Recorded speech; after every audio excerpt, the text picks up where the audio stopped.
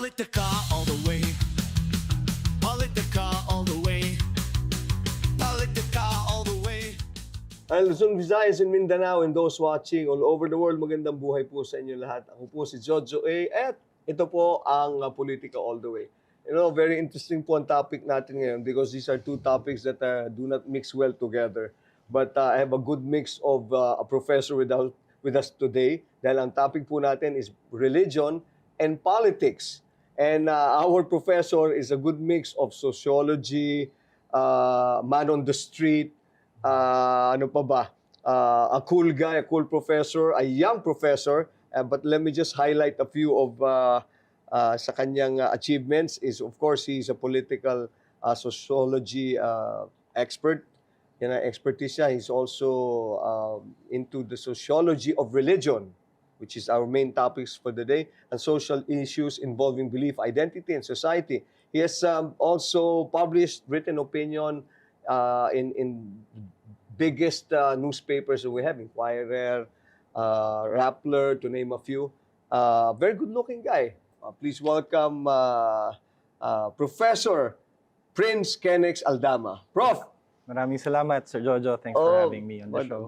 Pleasure is all mine. Salamat po. I was telling nga our viewers, kasi religion and politics ang ating pag-uusapan. Two things that actually do not mix. Yeah, Or if exactly. at all you try to mix them, you don't mix well. Di ba? Sabi nga, di ba, ng tatay natin nung araw, pag sinabi ng prof, wag mong dalawang bagay na wag kang makikipagdiskusyon. Kung gusto mo maging kaibigan, religion or politics. Tama yun, Sir Jojo. Di ba? Do you share the same? Yes, exactly. Pag nagtuturo ako ng political sociology o kaya naman ng sociology of religion, lagi sa first day of classes, lagi kong sinasabi na katulad ng sinabi mo, if you want a congenial atmosphere, don't bring two things to the table. Yun yung relihiyon at politika. Sapagkat yung usapin ng relihiyon at politika sa ating bansa, although it's very vibrant at lagi nating nakikita sa television, pero pagdating sa mga personal nating buhay, parang we tend to keep it to ourselves. Kasi ayaw ng mga Pilipino ng conflict, 'di ba, sa mga conversations. Pero yung relihiyon at politika kasi ito yung dalawang bagay na laging nag-i-spark ng conflict because of our political and religious differences. Ang hirap pala ng talaga, no? I mean, ito, pinag-aralan muna ng husto ito, Prof, no? Bukod sa pinag-aralan mo, siyang itinuturo mo ngayon sa mga kabataan, young minds, no? Molding them supposed to be for better future and understanding of what's happening both in family and politics. Yes. Napakang-bigat palang responsibility rin yan on your part, di ba? Yes, totoo yun. Dahil madami sa atin ang tingin ang politika ay para lang sa mga leaders.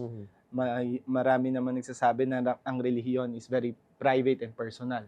Pero sa sociology, isa sa mga wisdom o yung isang bagay na una mong matututunan ay ang personal at ang nangyayari sa lipunan ay dapat na nakikita mo yung ugnayan nilang dalawa.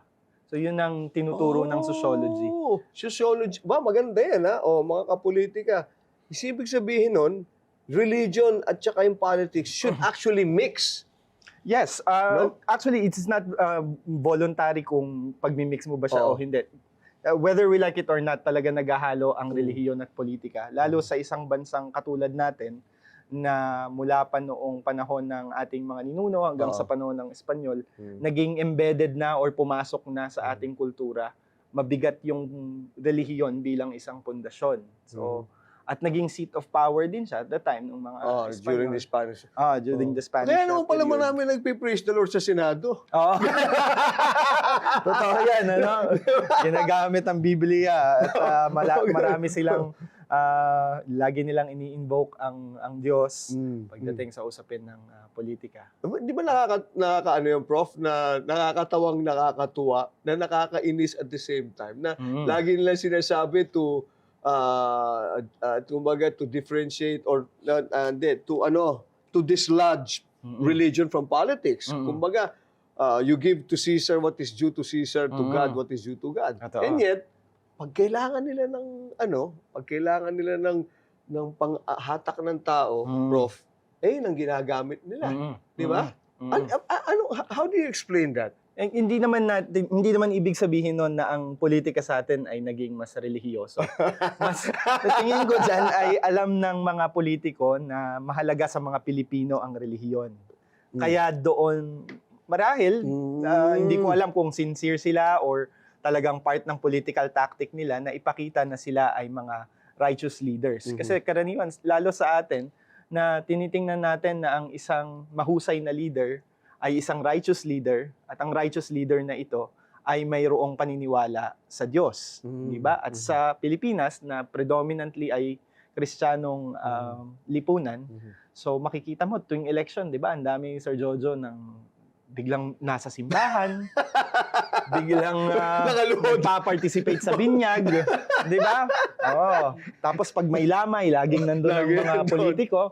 Pero kung tatanungin mo sa ordinaryong araw ba, nandun din sila. Hindi naman, di ba? Ibig sabihin, alam nila yung kiliti ng masa at yun, kasama doon yung relihiyon. So, yung ganyang pamamalakad, Prof, na nanggagaling sa ano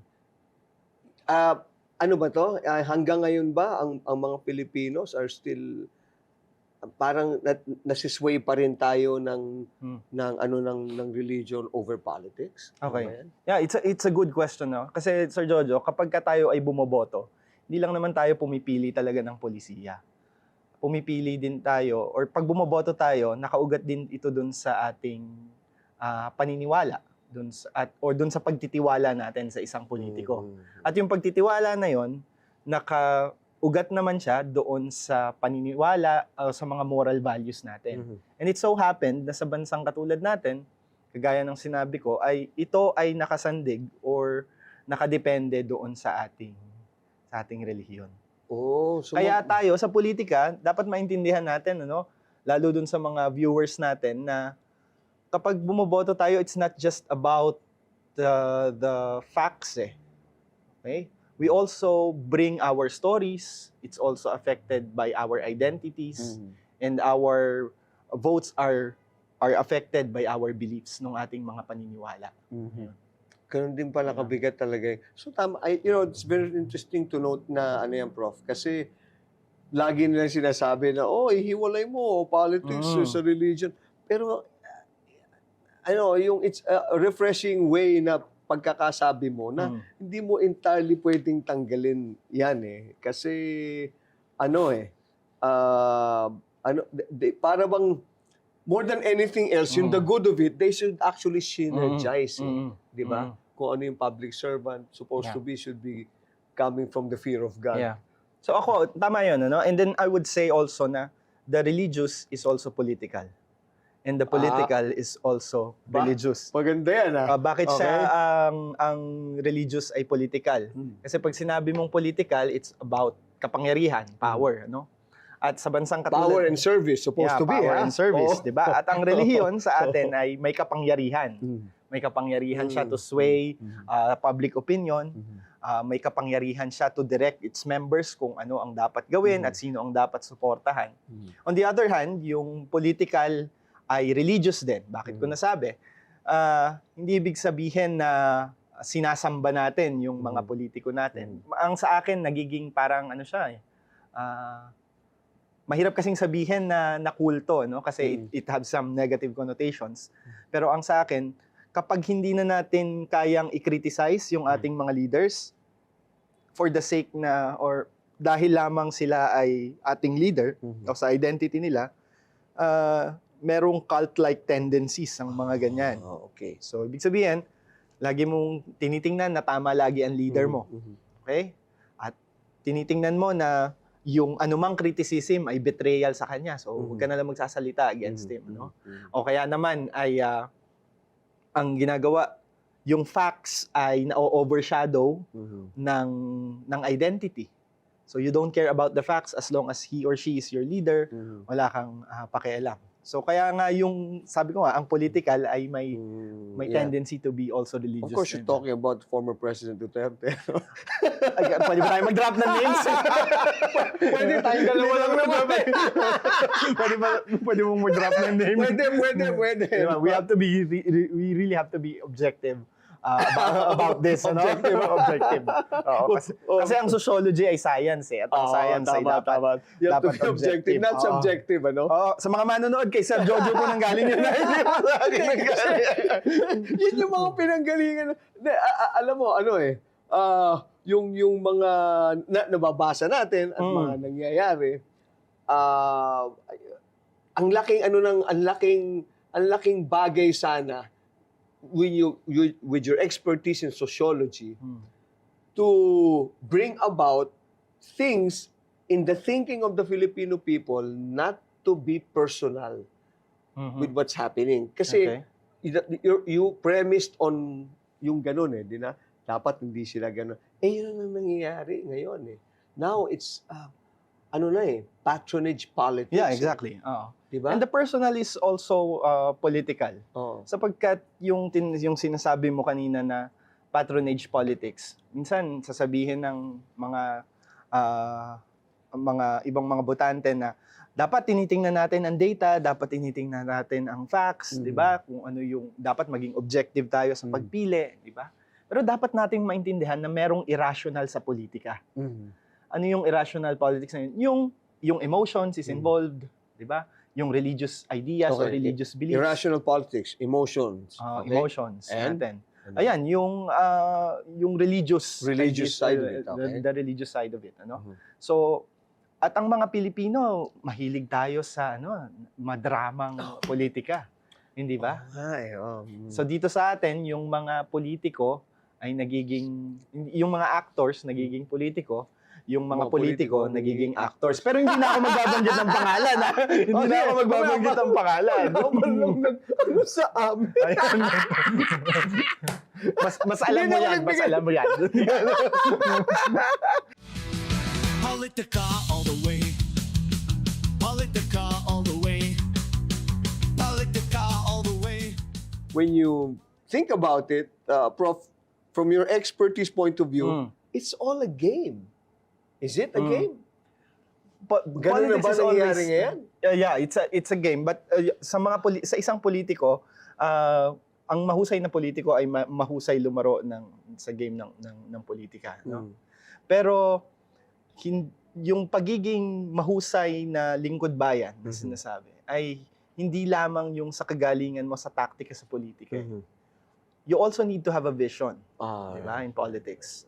And you also have to be careful in using your power. You should know the limits of your power.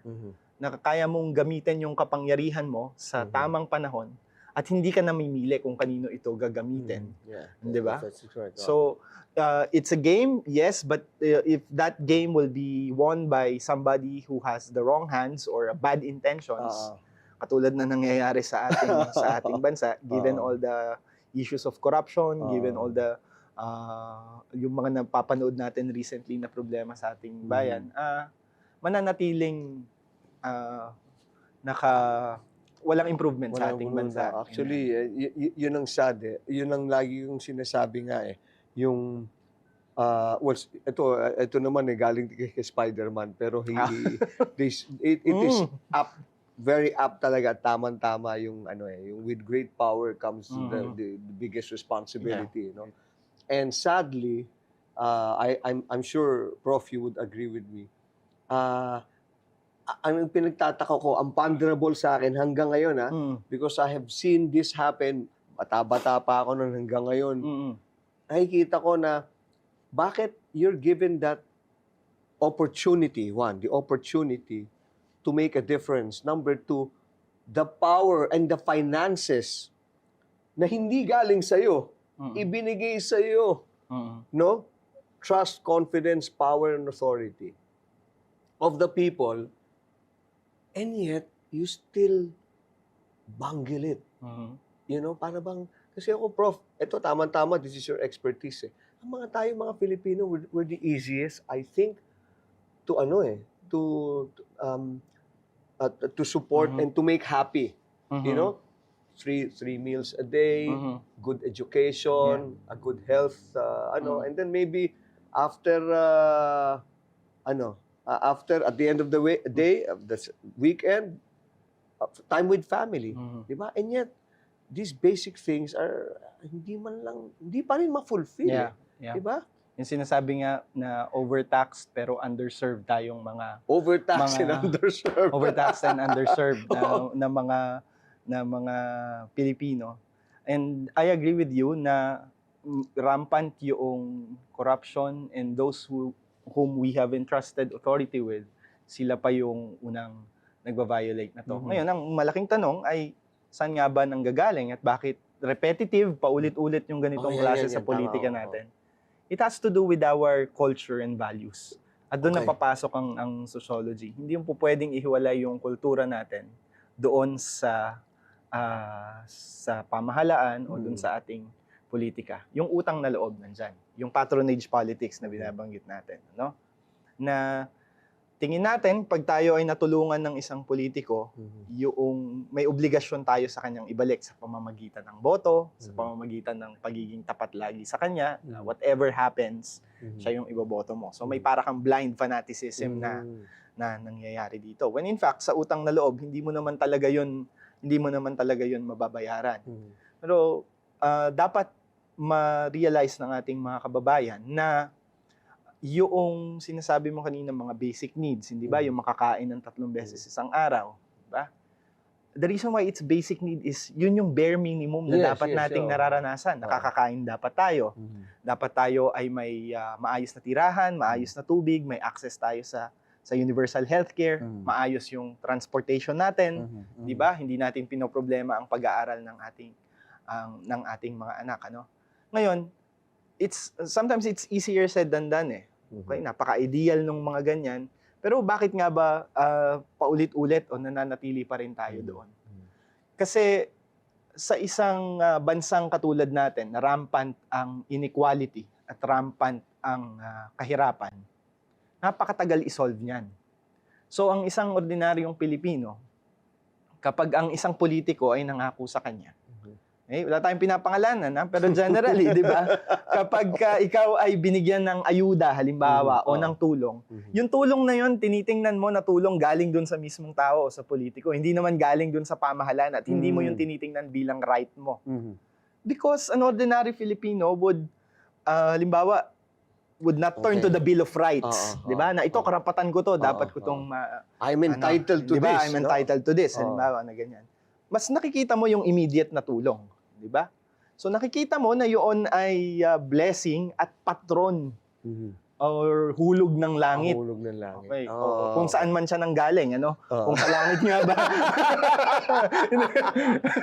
Hulog ng langit yung politiko na iyon. Kaya nga yung style ng mga politikong lumalapit sa mga tao, nagbibigay ng tulong, pag eleksyon, nagpapamudmud ng scholarship, ang daling lapitan, hindi ba? Pero pagkatapos nun, mahirap na silang hanapin, hindi ba? Kasi yung nakikita natin na nakaka-identify tayo. It's the politics of identification. At yung emotions natin, once it was stopped, halimbawa, may namatay, dinalaw ka. Makamasa to, nararamdaman niya rin kung anong nararamdaman ko, yung paghihirap namin. When people can identify with you, that's one of the most powerful things you could use in order to win an office. Pero there's nothing wrong with utang na loob, di ba, Prof? Generally, there's nothing wrong with utang na loob as a value, di ba? As a value. As a value, general. Pero yung utang na loob mo ito at the expense of doing the right thing, di ba? Yun ang doon tayo natatrap. Aling mo, dapat Tayo di mali. kape iniinom natin eh. Dapat mga matitinding inumin ng iniinom. Yan ang mga masasarap pakinggan. Kaya nga, hanggang alas 11 naman tayo dito, di ba? Ilang oras na? 5 oras yata, di ba? So, Prof, I'll drink to that. Kahit kape lang muna Cheers. tayo. Salamat po. Salamat. Very interesting to note, yung sinabi mo na yun, ganda nun, ha? Utang na loob should be, it is a very good trait of the Filipinos, but we should value the value of it, no? Na hindi dapat lang natin ibinibigay doon sa mga tao. Siguro it stops there. Kumbaga, sino ba nagsabi ng Prof? Yung sinabi niya, my loyalty to my country, my loyalty to a friend stops when my loyalty to my country begins or something. I think it's Quezon. Si Quezon ba yan? Oo, O si pero Chabelo? i-check nyo na lang, i-cut nyo Oo. na lang kapag pagkamali. Si JFK, Nakot-off guard ano? ako din. Check na lang Ano ba natin. ininom natin? Pero ano ano lang talaga no? Yung from the point of view, you're a well-loved professor in UP, Mhm. no? Top-notch when it comes to education. Ano yung sentimiento ng mga kabataan natin ngayon, Prof? Hindi mo na sila makukuha sa pasayaw-sayaw. Hindi mo na sila Talaga? makukuha sa mga Wala na. TikTok. Ay, ganun. Wala na. Kasi dati nun, Mas entertaining eh. Mm. Malaki yung impluwensya ng social media ngayon Mm. at nung information that Mm. they have. Pagdating sa sentimiento, I think they are looking not for a perfect politician, Mm. but a transparent leader. That's A what we need. transparent A transparent leader. Okay. Sapagkat yung issue halimbawa ng ating korupsyon, Mm. di ba? It's an issue of transparency and accountability That's to the right. people. So, tingin ko sa mga susunod na halalan, mas hinahanap ng tao hindi yung pinakamaingay na politiko eh. Ang mas hahanapin niya yung mas pinaka-credible. We're not looking for the loudest politician. We're looking and we must look for a credible leader. Mm. So that accounts for siguro it's a good thing na rin merong mga nananalo, Prof, na against dynasties. Yes, no? oo. Tama yun, Sir Jojo. Kaya lang sa kalagayan ng politika natin ngayon, malaki pa rin yung political families, Oo, influensya. okay. Pero sa local politics, nakikita na natin na meron namang mga new kind of leaders, Mhm. young ones, Mhm. and the good ones, sabihin na natin, Mhm. na kayang to speak truth to power or to go against Mhm. the powers that be. So, doon nakakahanap ako doon ng pag-asa. But Mhm. ultimately, ang pag-asa talaga ng demokrasyang katulad natin Mhm. ay wala sa isang politiko eh. Kasi there's always that risk na ang isang tao ay ma-fall doon sa abuse ng kapangyarihan. Mm. Nakasalalay yan sa mga tao, sa kanilang kakayahan na magsalita nang hindi sila nate-threaten, sa kanilang kakayahan na sama-samang pagkilos, di ba? Pero sabi ko nga, Sir Jojo, easier said than done kasi sa dami ng mga kaabalahan natin sa buhay. Mhm. Sabi ko nga, uunahin mo pa ba yung mga usapin sa Yeah, politika, right. no, na kaysa tugunan yung kumakalam na sikmura, yung Mm. trabaho ng iyong aging parents, halimbawa, Mhm. o kaya naman yung kawalan ng trabaho o ng pang-tuition, Yeah, hindi ba? yeah. But I'm not saying na apathetic or wala tayong pakialam sa Mm. politika. Maraming Pilipino ang aware dyan. Yeah, oo. Kasi lahat may TV, lahat Mm. may social media, hindi ba? Lahat may access tayo. telepono. Lahat tayo meron ganyan. It's just that yung participation, katulad ng mga leaders natin, ay requires, sabihin na nating maraming oras. So, halimbawa, may 24 hours ka lang, hindi ba? Hindi naman yun maide-devote mo sa politika lahat eh. Mhm. Usually sa mga pang-araw-araw mong alalahanin at mga kaabalahan. Mhm. So, nananatili na yung politika, napaka-elitist o Oo. exclusive lamang para dun sa mga taong may oras Mhm. at panahon para dito. You know, it's interesting again to note yung sinabi, pinag-uusapan natin kanina. May balik ko lang na yung tayong mga Filipinos, we're the easiest to please, di ba? Mhm. Ang dali nating Yeah. paligayahin Mhm. to no? Yeah. And yet di pa nila ma-deliver, Mm. di ba? Ayun, yung sinabi mo kanina na para bang the Filipinos are the easiest to please, and yet hindi natin naggagawa ng paraan yung ating involvement because yung kaabalahan sa buhay of the small things that we were talking about. Yeah, di ba? yeah. Education, ganyan. Mm. Na sana man lang, kung matutugunan ng ating mga gobyerno, na kahit ng government natin, umusad man lang ng mas mabilis. Mm. Actually, we're not even asking for a Yeah. big chunk of it, di ba? We're just asking for, yung mga simple things that we Yeah. can enjoy. Yeah. Tama yun. Wala tayong maayos na universal healthcare. Kaya nga ang mahihirap sa atin pag nagkasakit. Halimbawa, Ang takbo sa politiko. takbo sa politiko or parang kaagad yun. Imbis na intindihin mo yung paggaling mo lang, niintindi mo rin kung saan ka kukuha Oo, ng pambayad oo, sa sa ospital. Kapag pumunta ka sa mga public hospitals natin, makikita mo na yung mga hospital beds, hindi lang sa rooms, kundi sa mismong hallway nila. Andun Di na. ba? Doon makikita. Right. So, kahit sa transportation natin, hindi ba? At pag pumunta ka sa ibang bansa, itong mga bagay na ito is a basic necessities for them. Right. But to us na parang pinagkakaitan dahil sa korupsyon, di ba? At sa katiwalian, parang tinitingnan natin ito na para bang privilege para sa atin. When in fact, education, transportation, medicine, di ba? Housing, ito ay mga basic rights. Basic rights natin. Ang ganda nung sinabi mo na yun, Prof. Ha? Yan ang sinasabi ko mga kapolitika all day. Masarap pagkakakwentuhan mo, gwapo na, magaling pa. Ay, salamat. Tama yun, salamat. mas madami ako nasasabi pagka ano din. Ganun ba? Hindi, ganda. It's not a privilege. It is the right, our right to be entitled to these things, no? The basic things, healthcare and everything else. Alam mo, ito, being an expert also, like I always ask them, no? Especially you now, merong mga nagsasabi na some of the politicians daw, some in government, sadly, this is not it is their way daw of making us, tayo, subservient, enslaved to them. So, talagang ito, it's not something na, this is, I don't know if it's planned or intended.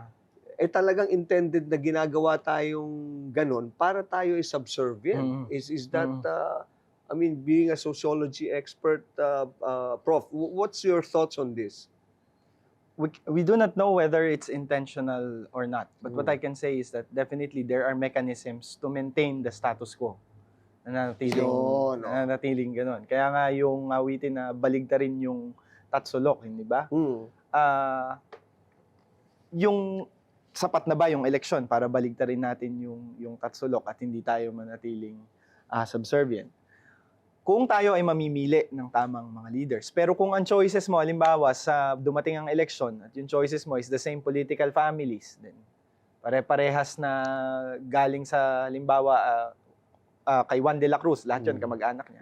O the same political family, political clan lang din yung So saan natin makikita? Dapat ma-realize nating mga kababayan na ang demokrasya ay hindi lang sa panahon ng eleksyon. Nakikita mo ito doon sa pang-araw-araw na buhay. Dapat nararanasan ang demokrasya hindi lamang sa panahon ng halalan. Pero sa isang bansang lugmok sa kahirapan at lantaran at kalat yung hindi pagkakapantay-pantay, nananatiling mito or myth yung sinasabi nating demokrasya. Di ba? Kaya nga sasabihin na marami, makakain ba namin yung demokrasya na yan? Doon pa lang makikita mo na napakalaki nung distance ng prinsipyo or yung ideals of democracy doon sa karanasan ng ating mga kababayan. Di ba? Kaya ang challenge ngayon, paano nating marirealize itong mga democratic ideals na sinasabi natin to? Hindi ito makukuha sa isang taon o sa 6 months na susugpuin mo halimbawa ang droga ay matatapos na lahat o mararamdaman ito. Mahabang proseso ito ng edukasyon, di ba? Mahabang proseso ito ng pagkilala sa karapatan ng mga tao na magsama-sama at mag-organisa. Marahil, maraming magsasabi sa atin, ay wala naman nangyayari kapag ka nagsasama-sama tayo di ba? Pero hindi ba natin naiisip yung lohika na kung ang problema natin ay pampubliko, hindi ba dapat ang sama-samang pagkilos din ang maging sagot?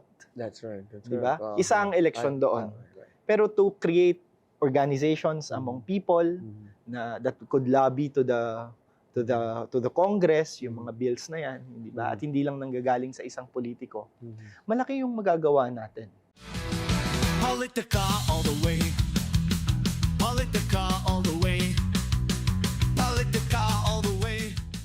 I agree with you, Prof. No, we deserve better and we deserve more, di ba? Especially sa mga kababayan natin na miski nga doon sa sides ng agrikultura, sa sides ng mga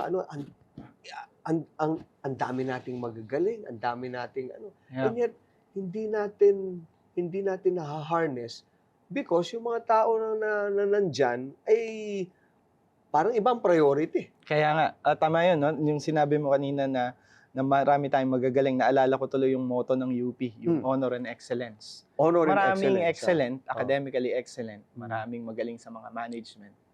Pero pagdating sa iilan lang ba ang honorable? Di ba? So, yes. Yeah, Yung kahusayan ay hindi nangangahulugan ng kabutihan. Maka sa bansa natin ngayon, mas kailangan natin din ng of course, kailangan natin ng mahusay na politiko. Pero kailangan din mangibabaw yung kabutihan sa ating that's true. sa ating mga leaders. Na no amount of textbooks can make you a good person. That's right. Diba? I think that's where religion and politics actually synergize. If you have God in your heart, no, and then you lead with a sense of with a sense of responsibility anchored on the fear of God. Yeah. Baka mas okay, di ba? Yeah. Kaya lang, Sir Jojon, kadalasan nga kasi sinasabi, wag yung hinahaluan ng relihiyon ng politika. So parang napapasama pa, no? But I think we cannot say na we have to eradicate or tanggalin yung faith sa usapan ng politika. Kung meron man, ang function siguro ng faith o yung papel na gagampanan niya ay usigin yung konsensya natin bilang isang bansa. Di ba? Halimbawa, kung ito yung Diyos na sinasamba natin, di ba dapat yung mga servants natin ay katulad, yung mga public servants natin, ganoon din. Hindi, kabaligtaran eh. Parang interesting yun, di ba, na tuwing Sunday, magsisimba, pero from Monday to Saturday, lahat ng pagnanakaw, lahat ng katiwalian, lahat ng under the table ng mga transactions ginagawa, di ba? So parang may schedule lang ba ang pananampalataya sa atin? Parang ganito yata tayo, Prof. Monday to Friday hanggang doon lang ginagawa ng lahat ng kalokohan. Pagdating yung Sunday, confession time na, Father, forgive me for... Kaya pala ang tagal sa simbahan. Kaya pala ang tagal sa simbahan. Ang daming prayer requests, no? Di ba? Pero ngayon nga, Prof, ang daming ganung nagagamit yung no? And there are even some politicians na they start off with a religious organizations. Oo. Para sa atin, ang picture ng isang mahusay na politiko ay naniniwala sa Diyos. May ganyan tayo di ba? Pero belief is not does not automatically translates into action Diba? Kasi madali naman yung performative politics na sinasabi natin. We can always invoke God, we can always recite Bible verses, di ba? We can show the people that we are part of a religious organization. But pag tinanggal mo yung camera, sino ba sila talaga doon? Right. Di ba? Pagka gabi na at may mga closed door na mga meetings, ano talaga yung nangyayari. Tayo naman, dahil we only vote on the basis of what we can see. Diba? Kasi very visual ang politics sa atin Very parang, visual. What you see is what you get. Parang ganun. What you get. That's why many politicians invest in the image that they portray to the public. Image is everything. Yeah, image is everything. Diba? So kung nakikita ka nilang ganito. Kaya mahalaga na mayroon tayong fact-checking, yung at tinitingnan natin na yung charisma nila, the only way to fight charisma is to humanize the person. Na hindi siya special Walang special na politiko. Hindi natin kailangan ng misaya sa Malacanang, hindi natin kailangan ng misaya sa Kongreso. What we need are public servants. Public servants. Diba? And if you want to put the religious side to it, is we need servant leaders. At sino ba yung servant leader na... leadership with a conscience. Yeah, leadership with a conscience. Diba? And with authentic faith. Authentic faith. Authentic faith. Beautifully said, Prof. No? It's either, sabi nga, meron ako na do the politicians pray with an A or pray with an E? So, dalawang bagay. They're both praying. Yeah, they're both praying. You just change the this is the same. Yeah, Di ba? Kaya well, ang nakakatuwa dito, Prof, is I get to talk to people who are in the know, experts like that, like you. And ang maganda sa iyo, Prof, is you actually not just teach, but meron kang direct interaction, especially with the young people, kasi they will comprise the future of this country. Di ba? And when you get to talk to them, you're able to, yung bang, not change their minds, but they have have them challenge their minds, no? Mhm. To have a future na mas Yes. maiintindihan nila at magagrasp Yes. nila, di ba? Yes. Oo. Anong pinaka-ano nila ngayon? Parang general, within your reach, na anong general feeling of what's happening now? Well, mas Prof. issue-based yung politics eh. I mean, hindi na tayo yung mga kabataan ngayon ay maingat at mapanuri doon sa personality politics ngayon. Na hindi na gagana, sabi ko nga, yung pagsasayaw, yung mga mabulaklak na mga salita. Kasi dahil mas informed sila at may access sa information ngayon, mabilis sila mag-fact check. Diba? May mga access sila sa mga alternative media, for example. So, cross-check, fact check nila yung mga sinasabi ng mga politiko. So, and the youth today engage with yung tinatawag nating mga issue-based politics.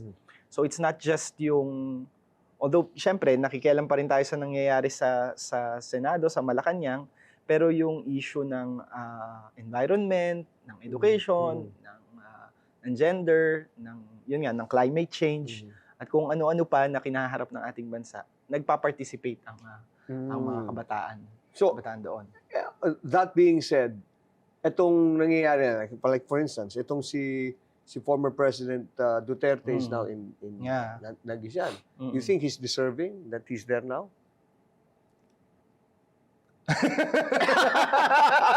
Next question, please. Ganun ba? Deserving in,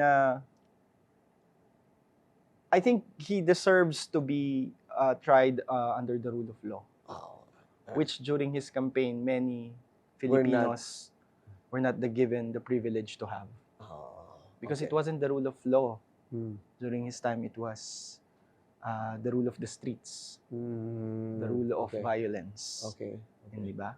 So, to deserve it, to the question of whether he deserves to be there or not, to be in jail, basta ako ang position ko, he deserves to be tried under the rule of law. Like anyone should be given their day in court, no? Yeah. Yan Which, ang sabi ko nga, sinasabi. unfortunately, hindi naranasan ng mga nabiktima ng war on drugs.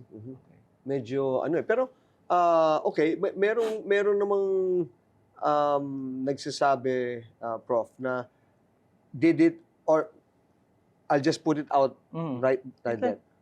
You think the war on drugs na supposed to be, or at least the rule, the violent, the rule which was on the violence, no, part, no, with the type of culture that we have and the type of people, the Filipino people are, kasi tayo lagi sinasabi kailangan iron hand, we have to be disciplined kasi ang dami nating false sense of entitlement tayong mga Pilipino. Did it work, or does it work still, or what, and what needs to be done with the present administration and the coming and the administration after this? Base sa mga pag-aaral, maraming mga nabiktima ng war on drugs na mahihirap. So it was an anti-poor policy. Oh, okay. And meron bang big fish na nahuli sa war on drugs? Diba? Ngayon, naiintindihan ko rin yung sentimiento ng ating mga kababayan na nagsasabing, kasi hindi kayo na biktima halimbawa ng addict di ba? Ganyan. Okay? So, it's a very sensitive issue. But if you look at it on the macro perspective o sa kalakhan, dehado ang mga mahihirap nating mga kababayan. Na madali kasing i-invoke, sabihin natin na dapat yan, pag ikaw nagsasalita at wala kang kasalanan, sasabihin mo, dapat meron akong due process. Di ba? Under the rule of law, halimbawa. Pero dun sa mga mahihirap, hindi natin nagawa yun eh. Kasi ang naging retorika ay, kaya may problema sa ating mga bansa ay dahil sa mga addict.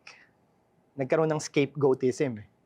Di ba? Ibig sabihin, naghahanap ka ng grupo ng masisisi. During the time of Hitler in Nazi Germany, ganun din eh. Kaya nakuha niya yung sentimiento ng mga Aleman at during his time is pininpoint nila yung mga Jewish people, di ba? Na sila yung may kasalanan. It's the same narrative din dito. Naghanap tayo ng problema. But ang problema ng droga sa ating bansa ay hindi mo masosolve ng 6 na buwan. At nakiliti kasi yung middle class eh. Yan ang problema ng middle class eh. O kaya may krimen. Ano yan eh, dahil dito sa mga to, di ba? O kaya nagiging walang pag-unlad sa bansa ay dahil sa mga taong ito. Di ba? Naging appealing yon sapagkat sa mahabang panahon, hindi gumana yung statesman style eh. Di ba? So ang gumana yung palamura at yung punisher style ni President Duterte during his time. Okay? Pero time and time again, and history will tell us, na ang pag-asa ng isang bayan sa iisang tao is a shortcut sa authoritarianism eh. Kasi mabilisan, hindi ba? But for us to solve drugs, traffic, yung crime, problems in education, social justice, we have to strengthen our institutions. And if you have healthy institutions, you will have a healthy democracy. And if you have a healthy democracy, then you could give a sense of hope, a authentic sense of hope to the country. Kaya lang, Sir Jojo, mahabang proseso ito. You know, that's why again I loop on this. I find it very interesting talking to yung those with this type of expertise, especially in sociology. Ganda ng mga sinabi mo. I have now a deeper sense of what happened na kasi yung sinabi mo nga mga kapolitika all the way, sabi ni Prof kanina, yun na nga yung sinabi mo about yung swift justice does not necessarily mean eradicating the problem. Yeah, You know? it doesn't. Hindi yun yung macro of it all hindi yun Siguro para kang kumbaga pumatay ka ng hindi ko naman sinasabing pero kumbaga sa bahay may napatay kang ipis pero yung insect Exactly. problem mo capture Exactly. hindi Yun pa yan rin yan nakuha Yun pa rin. So yung institution natin is very, very important. Yeah, it's a very good metaphor, and it doesn't guarantee na sa pagtapak lang ng paa ng isang tao, mamamatay lahat ng ipis. Yung institutional intervention na sinasabi doon, you really have to check kung saan nanggagaling, you have to address the root of the problem, hindi ba, yung mga institutions. So, why do you focus on eliminating people when in fact you could help rehabilitate them? That's right. Hindi ba? That's right. Kasi ang daling sabihin na may pag-asa pa yung taong yan, hindi ba? Kapag ka yung kapamilya mo o kaya malapit sa iyo, kakilala mo. Pero could we also give that sense na pwede ba yung kaya pa magbago kung i-rehabilitate din natin ng maayos, may maayos tayong rehabilitation program sa mga kababayan nating hindi naman natin kilala, hindi ba? Ito, Prof, let's talk about now the institutional rehabilitation and the sense of let's be current now. Yung nangyari ngayon, kasi you're also a part of the academe, no? Yeah. So, ang nangyari yan sa Tacloban, may recent shooting, and then there's another one, may knifing, merong yung mga ganyan na ngayon, no? Yeah. Ang involved kabataan, no? Okay. What are your thoughts on this? Yeah. Alam mo, tama yan, Sir Jojo. I will address it muna doon sa bilang isang parent, Kasi nagwo-worry din talaga ako doon sa aking anak. Pag nasa paaralan siya, for example, yung napapanood din niya sa media, okay? Kung tatanungin natin kung bababaan ba ang criminal liability, ay magiging deterrent ba ito or mapupuksa ba yung ganitong kriminalidad? Ang mga pag-aaral ay nagsasabing hindi Hindi raw. Hindi. Okay. It's not a deterrent to crime, yung lowering the age of criminal liability. You have to strengthen the family. We're talking about politics. We are talking about religion. So, ikulong na Hindi lang ba? yung parents. Kulong na lang yung parents. Well, sa batas natin, parents talaga or yung guardians ang mananagot, di ba? But that points us to the value of communication in the family. At sa sociology, Sir Jojo, we look at family as the basic institution, the primary socializing agent. Yeah, it's also the basic unit of government. The basic family. unit of the government, di ba? So, at yung pamilya bilang institusyon ng lipunan ay naaapektuhan din ng kalagayan ng ating ekonomiya. Halimbawa, hindi natin nilalahat, pero it's a classic example na Si nanay at si tatay, dahil sa hirap ng buhay, kailangan nilang magtrabaho. Diba? Ngayon, wala siyang oras halimbawa na nandun at hindi niya kayang i-monitor yung anak. Pag dumating, wala man lang pag-uusap or hindi man lang makumusta kung ano nangyayari. Hindi ba? So, yung bata, kung ano-anong matututunan, kung ano-ano yung kanyang may imbibe na information. So, walang oras halimbawa. Hindi ba? Ang pinupunto ko lamang dito, Sir Jojo, ay hindi ito personal lamang na problema May kailangang pagsasaayos sa mga institusyon sa ating lipunan. At may malaking papel dito yung ating pamilya, di ba? Yung communication in the family, yung kasi very critical ang growth ng bata from 0 to I think to 5, yung formative years na tinatawag natin. Di ba? Kasi ang bata tanggap lang yan ng tanggap ng kanyang matututunan.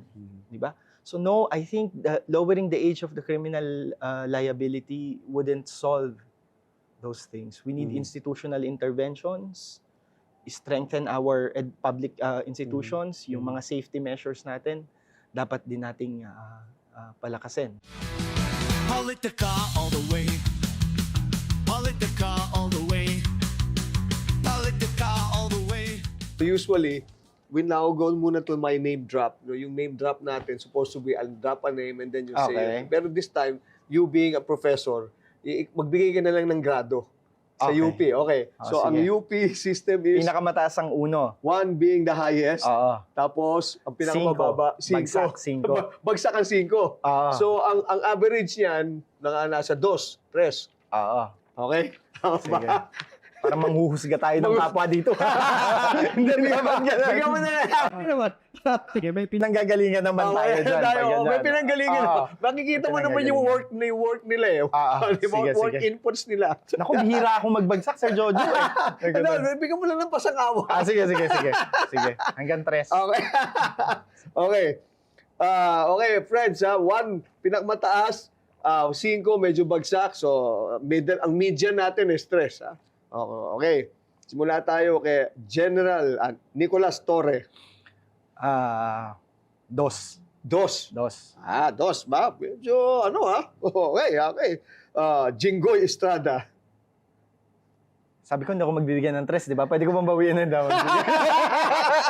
Babagsak mo ba to?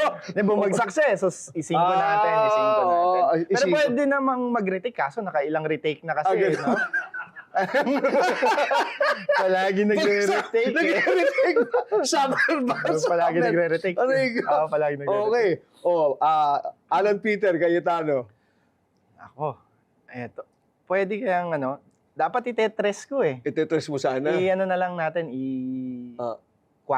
Ay, 4 natin. Conditional. Conditional. Conditional. Hindi, tsaka meron namang divine intervention may mga lumapit siya ata siya na ipinagdasal siya. Parang gano'n, no? O baka sa ibang teacher, Sa ibang iba teacher. grade niya. Pero sa akin, Secretary John Vic Remulla. sige, pwede nating i-275. 275. Okay, no? Okay na yun, ha? Di ba? At least magkikita ko yun. Prof! Yeah. Di ba? Ayos pa rin, no? Bakit expelled talaga? yung aking chief, expelled Congressman Kiko Barzaga. Nako, ito ay, ano ba to? Incomplete. Incomplete natin. Pwede ka magbigay ng INC Pwede ka magbigay ng INC. Kasi hindi naman niya natapos di ba? Oo, incomplete. Yan natapos. Hindi man lang niya drinap talagang incomplete no? Kaya Tama. oo. Siya ang na-drop Okay. Joel Villanueva. Joel Villanueva. Dapat i-dos ko na, nasa linya ng 1.75 sana. Pero natin, i-dos lang din natin. Dos lang natin. Dos. Okay. Mas kinakabahan pa ako dyan kaysa doon sa mga tanong mo kanina. Okay. Sige. Hindi, ano lang to? Ano lang naman to Tawag dito. From the academic point of view. Basta may trabaho pa ako May pagkatapos trabaho pa nito. sige. Sigurado. Okay. Baka kunin pa nga sa ibang lalo, baka mas maraming pa trabaho mo dito pagkatapos. Okay. Robin Padilla. Si Robin Padilla. Ano natin to? I-4 din natin. 4. Okay. Ito, Senator Risa Hontiveros. Senator Risa, I'll give her 125. 1.25. Bravo. 1.25. Si Risa, okay. Dito na tayo sa top 3. Former President Rodrigo Duterte. Yan na natin siya. I-5 natin. 5 rin. Oo, basta yung mga nililitis ngayon, i-5 natin. 5, panalitis kasi, Oo. Para makapag-retake, makapag-nilay-nilay ng mga... maganda nga naman, di ba? Sabi nga lang, pag inulit mo, Oo. di ba? Wag lang history repeats itself. Oo nga. Parang gano'n. Oo. Parang Oo. gano'n yata yan. Kaso, may mga nagre-retake nga talaga eh, di ba? O, ito, si Sara Duterte. Si VP Sara Duterte, VP. anuhin natin siya. Bigyan natin ng 3. 3. Mm. So, Bigyan natin ng 3. okay naman threshold yan ng baba at taas. Oo. Gitna lang siya. Oo. Di ba? Pero konti na lang, ka-4. Konti na lang, Konti na lang, ha? Malaki pa rin pag-asa. Basta magtrabaho. Magtrabaho, Basta magtrabaho. Magtrabaho, okay. Ito, si President BBM. Okay, si President BBM. Hmm. Ano natin to? Ano muna siya? Hindi ko pwede bang huwag ko munang bigyan ng grade? Kasi ano pa eh. Madami pa siyang mga... Tsaka hindi pa tapos eh. hindi pa tapos. Hindi pa tapos. Oo. Bigyan natin ng ano. Bigyan mo chance muna. muna. Bigyan mo ng tama. I agree with you. Tama, hindi pa niya tinatapos yung ano niya eh, di ba? That's very that's very wise and intelligent of you, Oo. Professor. Oo. Di ba? Hindi ko akalain na may paganto dito. Prof, thank you Maraming very much. salamat, Sir Jojo. Ang dami Thank ko you. natutunan Thank you talaga. very much. And Thank you. I hope to bring you back one of these days Oo soon. naman. Para sir. pag-usapan naman natin ibang mga bagay. I'm very interested especially with how the youth is now parang getting involved in all these things. Para hindi puro tayo, ganda nga, sabi mo, hindi na madadala sa sayaw at sa mga no? Although ang dami mahilig pa rin sa ganyan yata, Prof. Sa mga kabataan Oo, ngayon, di ba? Oo, may mga ganun. Kasi yung mga TikTok ngayon na ganyan. Oo, sa hindi mga- pa nga natin napag-usapan yung social media and and yung ganyang effect ng large effect or wide effect on the minds and the thinking of and the analysis of the youth when it comes to Oo, the social ibang media. usapin ng Oo. ng sociology of youth. Oo. Ano ba but we'll have you on the Thank you, next thank one. you ha? very much. Thank you. Maraming Prof, salamat. Maraming salamat. Friends, sa ating pong politika all the way. Thank you, Prof. Salamat. Politica all the way. Okay, maraming salamat muli, Professor Prince. Very quick rundown lang po nung pinag-usapan natin. Very interesting po. Sabi po ni Professor na ang religion daw po plays a big part in winning any election at mga boto ng mga Pilipino. So number 2, kaya po ang mga Pilipino ay masyadong mahilig sa drama ng politika. So the actors become politicians at yung mga politicians natin become actors, no? And number 3, napakagandang pong sinabi niya is we should strengthen the institutions, no? And pick a leader with a conscience and a leader that has authentic faith para po tayo ay umusad na at umunlad. So, dyan po nagtatapos ang politika all the way. Tandaan po natin, diskusyon po, hindi away, opinion, hindi personalan. This is Jojo A. Peace and love. Politica all the way. Politica